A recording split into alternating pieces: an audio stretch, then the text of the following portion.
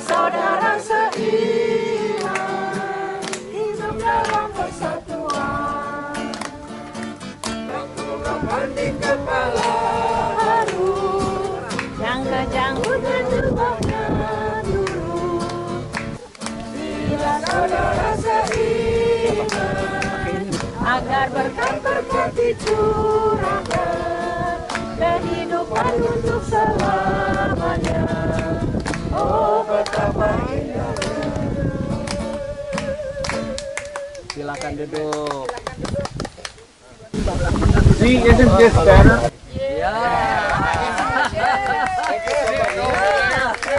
The boiling hot sun. 31. Thank you. Mungkin bilang terima kasih sama mereka juga ya. Bahasa Belanda deh, Inge bahasa Belanda deh. Terima kasih. Aku cuma bisa bilang dank you well dong. Hartelijk dank. Hah? Ayo deh, kita harus terima kasih sama yang punya properti.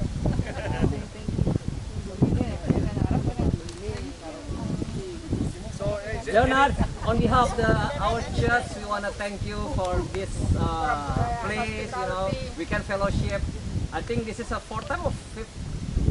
I don't know. We had a big thing break for COVID, right? Yes. Remember the first time? So anyway, anybody go swimming today?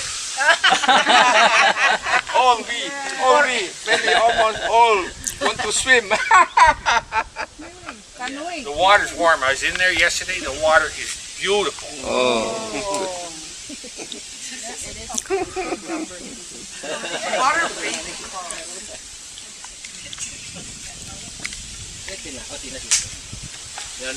You wanna sit there? Yeah. You wanna share a word of God, Leonard? But I will be in Indonesia, and then Ronnie will help you to translate. Yeah.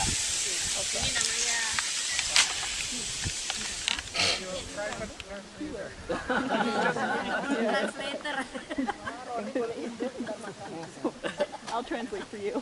Oh, you can translate. Yeah. It's okay, I cannot I'll try. Ya, terima kasih untuk semuanya, kita bisa berkumpul di sini atas Tante Sharon, Tante Sharon. Oh, di sana yang initiate anak kita pelayanan Asyir, ternyata juga bukan pelayanan Asyir ya, tetapi juga ada translator. Saya di sini juga melihat juga ada pelayanan-pelayanan yang lain gitu ya, seperti Harsono yang di technical, tapi juga di Asyir. Tapi ya, kenapa? Tapi ya Asyir kan. Ya. Tapi saya mengucap syukur ya bahwa kalau kita ingat tentang buah ya, buah. Ya, semua orang pasti makan buah. Ada yang menanam buah. Kalau kita menanam buah, tentu ada hasilnya. Hasilnya itu kalau kita lihat dan kita bisa nikmati, sangat membuat kita sukacita. Dan pelayanan adalah juga suatu bukti bahwa kita sedang bertumbuh di dalam Tuhan atau telah bertumbuh sehingga menghasilkan buah. Jadi pelayanan itu adalah part of the buah ya. Kalau kita tahu buah roh itu kan di dalam Galatia 5 ada kasih, sukacita, damai sejahtera, kesabaran, kemurahan, dan pelayanan itu juga bagian daripada buah yang mana kita sudah percaya pada Tuhan, sudah ada kasih. Bagaimana? Apakah kita buat diri kita sendiri? Tentu tidak. Tentu juga pelayanan itu adalah suatu buah di mana kita bisa membagikan kasih kita, sukacita kita, kesabaran kita praktekkan kepada orang lain. Nah, itu tentang pelayanan. Dan kalau kita lihat gereja, ya, gereja. Ibadah gereja itu dimulai daripada depan pintu. Jadi asyir, ya. Itu merupakan ibadah yang pertama kali orang datang bagaimana? Disambut dengan asyir, dengan welcoming. Dan memang itu suatu pengalaman ya. Saya ada jemaat yang telepon ke saya dan dia sekarang sudah reguler. Tadinya dia nggak reguler. Karena apa? Karena waktu pertama kali datang katanya dia nggak disambut ya. Kemudian pada waktu Natal, saya ingat 2-3 tahun yang lalu, dia call saya, ada event ya? Iya, saya bilang ada. Terus pada waktu itu saya juga yang menyambut dan juga ada asyir-asyir yang lain menyambut. Dia merasa welcome gitu. Kemudian minggu depan lagi dia datang, kita welcome lagi, dan dia menyaksikan gitu ya bahwa dia merasa sukacita diterima di dalam lingkungan gereja. Dan saya melihat kesaksian bahwa dia sendiri itu sebetulnya punya gift ya. Dia tuh bisa menjangkau orang-orang yang bukan believer ya. Orang-orang yang dari agama lain, dia bisa rangkul, dan dia juga punya care gitu sama orang lain. Itu puji Tuhan.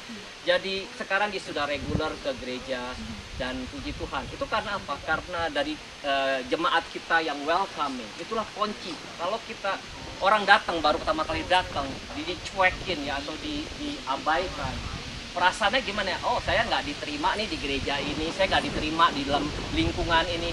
Oke, saya boleh datang, boleh enggak gitu. Jadi pelayanan asyir itu tidak seperti tidak seperti orang musician atau pastor gitu ya, perlu persiapan. Asyir singkat, maksudnya kita menyambut dengan hati kita yang damai, hati yang kita yang sukacita. Dan Tuhan tidak melihat bahwa pelayanan yang kecil itu Tuhan tidak melihat. Tuhan melihat hati kita yang melayani. Itu yang di mata Tuhan tuh pelayanan tidak ada yang kecil ya, tidak diremehkan gitu. Nah, kenapa kita harus melayani? Nah, pertanyaan itu ya, kenapa kita harus melayani? Yang pertama adalah pelayanan itu adalah pekerjaan yang baik yang Tuhan sudah siapkan. Di dalam Efesus 2 ayat 10 dikatakan begini. Karena kita ini buatan Allah, diciptakan di dalam Kristus Yesus untuk melakukan pekerjaan baik yang dipersiapkan Allah sebelumnya. Dia mau supaya kita hidup di dalamnya. Jadi kita ini ciptaan Allah. Tuhan sudah kasih pekerjaan baik, yaitu pelayanan, di mana kita bisa melayani. Itu yang pertama. Yang kedua, mengapa kita melayani? Yang kedua adalah karena Tuhan Yesus adalah role model, contoh teladan, karena dia melayani lebih dulu, bukan dilayani, tapi melayani lebih dulu. Ya, di dalam Matius dikatakan sama seperti anak manusia datang bukan untuk dilayani, melainkan untuk melayani dan untuk memberikan nyawanya menjadi tebusan bagi banyak orang. Ya, itu yang kedua, Tuhan Yesus menjadi role model. Kemudian waktu saya baca-baca, kenapa ya Tuhan Yesus melayani? Sekarang kita balik lagi bertanya, kenapa Tuhan Yesus melayani? Ternyata di dalam Yohanes 5 ayat 30 dikatakan begini, bahwa aku tidak dapat berbuat apa-apa dari diriku sendiri. Aku menghakimi sesuai dengan apa yang aku dengar, dan penghakimanku adil. Sebab aku tidak menuruti kehendakku sendiri, melainkan kehendak Dia yang mengutus aku. Jadi poinnya Tuhan Yesus melayani karena Dia menuruti kehendak Bapa. Demikian juga kita melayani karena kasih Tuhan Yesus. Tuhan Yesus telah menjadi role model kita, menjadi teladan, dan juga kita menuruti kehendak Bapa. Itu yang ketiga. Nah, sekarang ya kadang-kadang kalau kita melayani maksudnya kita melayani di gereja gitu ya, sometimes kita ada kekecewaan karena mungkin kita tidak di-encourage atau tidak dikasih semangat atau tidak diperhatikan sama pastor atau tidak diperhatikan sama elder atau deacon atau ministry leader karena dalam pelayanan kita mungkin kita kecewa gitu. Tapi di sini Tuhan ingatkan bahwa pada saat kita melayani Tuhan melihat.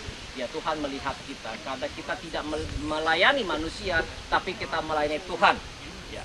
Nah itu, jadi kita perlu sometimes kita cek dalam pelayanan kita, apakah kita mau memuaskan atau menyenangkan hati orang atau kita menyenangkan hati Tuhan. Itu kita diingatkan itu.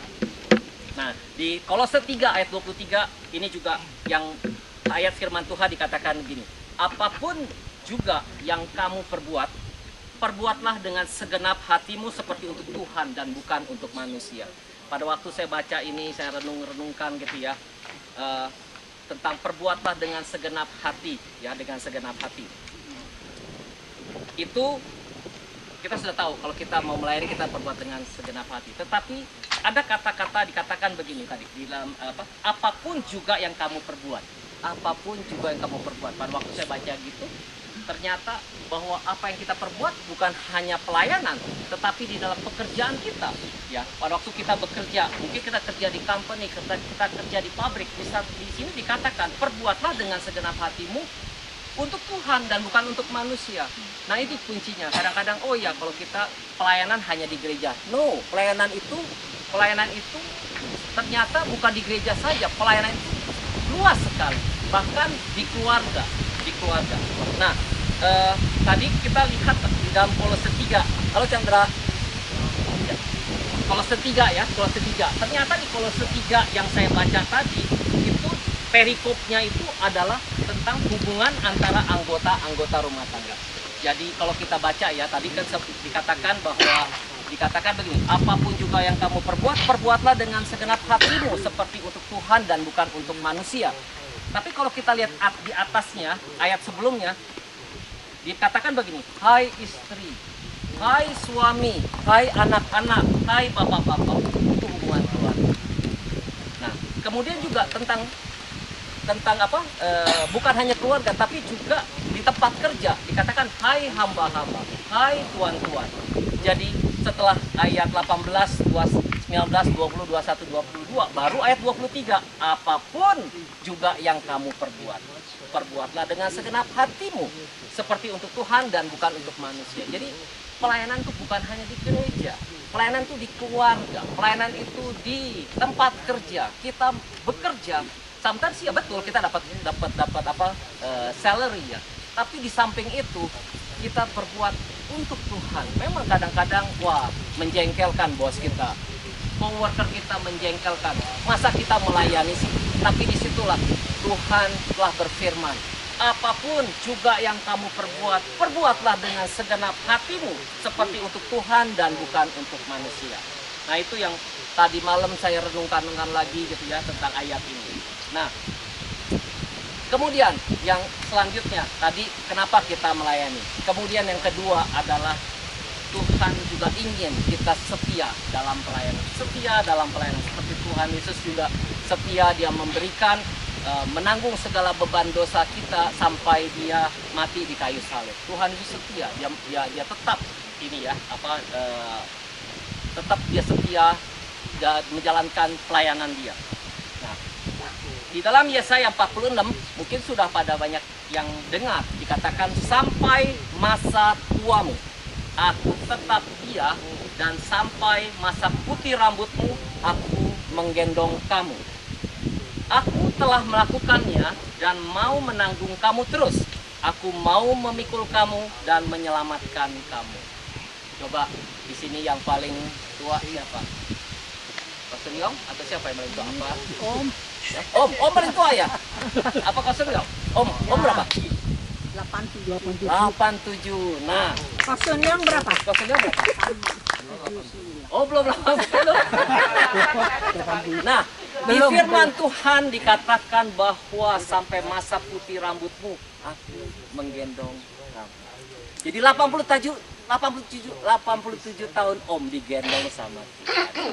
Ya. Demikian kita juga, kita umur 50, 40, Tuhan tuh menggendong kita dimanapun kita berada. Kita jatuh, Tuhan ambil. Mungkin kita nggak sadar, oh ya begini. No, Tuhan tuh menjaga kita. Kita nggak tahu umur kita, tapi Tuhan Yesus tidak berubah. Kesetiaannya tidak berubah, kasihnya tidak berubah. Ya. Kemudian yang ketiga adalah tadi mengapa kita melayani Tuhan. Yang kedua, Tuhan ingin bahwa kita setia. Dan ketiga adalah bagaimana sih kita mau melayani setia sampai mati. Yang pertama adalah kita perlu untuk miliki iman. Maksudnya apa iman? Iman untuk hidup berkemenangan. Kalau kita nggak berkemenangan, bagaimana kita setia di dalam pelayanan? Nah, di dalam Yakobus 4 dikatakan gini, karena itu tunduklah kepada Allah dan lawanlah iblis, maka ia akan lari daripadamu. Mana ada kehidupan kita yang tidak ada cobaan? Mana ada kehidupan kita yang tidak ada problem? mana ada kehidupan kita yang tidak ada kekesalan.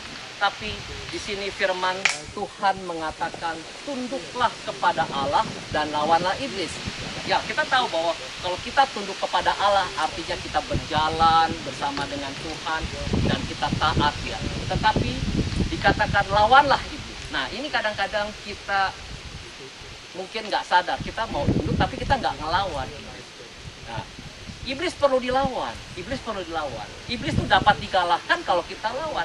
Kalau kitanya nggak ngelawan, bagaimana iblis lari, ya kan? Nah itu dia, kita perlu. Nah, kuncinya adalah bagaimana kita lawan iblis adalah kita perlu miliki iman. Kita baca firman. Iman itu timbul dari pendengaran dan pendengaran akan firman Tuhan. Nah itu yang pertama. Yang kedua, tadi memiliki iman, yang kedua adalah intimasi dengan Tuhan. Makin kita dekat sama Tuhan, kita tahu betapa Tuhan itu begitu setia sama kita. Bagaimana Tuhan itu baik sama kita. Bagaimana Tuhan itu benar-benar care sama kita. Kalau kita punya relasi, kalau kita nggak tahu relasi, mana kita tahu. Kayak misalnya Obsir sama Ci Inga aja, mana tahu saling tahu kalau nggak pernah ngomong. Ya kan, nggak tahu masing-masing secretnya apa, masing-masing kalau saya marah tuh bagaimana gitu, nggak tahu. Saya sama Mary juga sama. Karena apa? Kita ada relasi, kita sering bicara, kita sering intimasi. Jadi kalau kita intimasi dengan Tuhan, kita benar-benar bisa melayani dengan setia. Yang ketiga adalah kita merendahkan diri, ya, merendahkan diri, kita humble, kita belajar dari Tuhan. Di dalam firman Tuhan juga dikatakan, iya Tuhan harus makin besar dan kita makin kecil. Dengan kita diingatkan itu. Yang keempat adalah kita nantikan Tuhan. Dengan menantikan Tuhan kita bisa tetap berjuang, kita tetap bisa melayani dengan setia. Kita ada goal di dalam Wahyu, di dalam Wahyu yang terakhir dikatakan gini, hendaklah engkau setia sampai mati dan aku akan mengaruniakan kepadamu mahkota kehidupan. Ya, itu aja yang saya akan sampaikan. Jadi konklusinya, kita melayani yang pertama adalah pelayanan adalah pekerjaan yang baik yang Tuhan sudah siapkan. Yang kedua, bahwa kita melayani karena Tuhan Yesus adalah contoh. Yang ketiga, kita melayani karena itulah kehendak Tuhan. Yang keempat,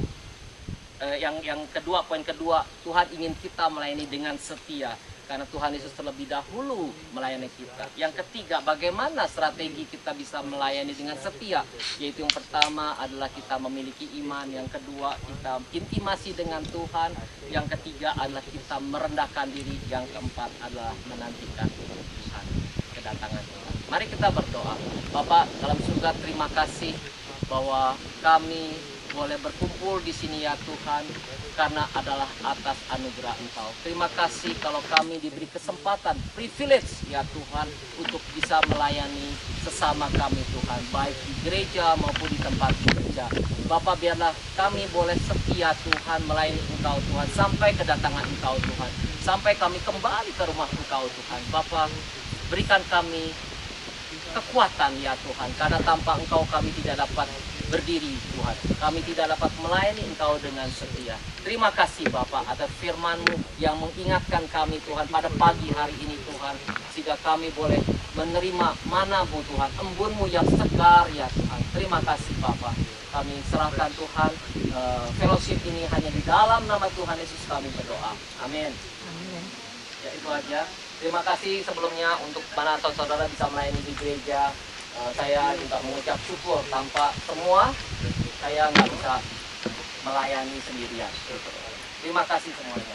Ya, saya serahkan kepada Tante. Terima kasih Pak.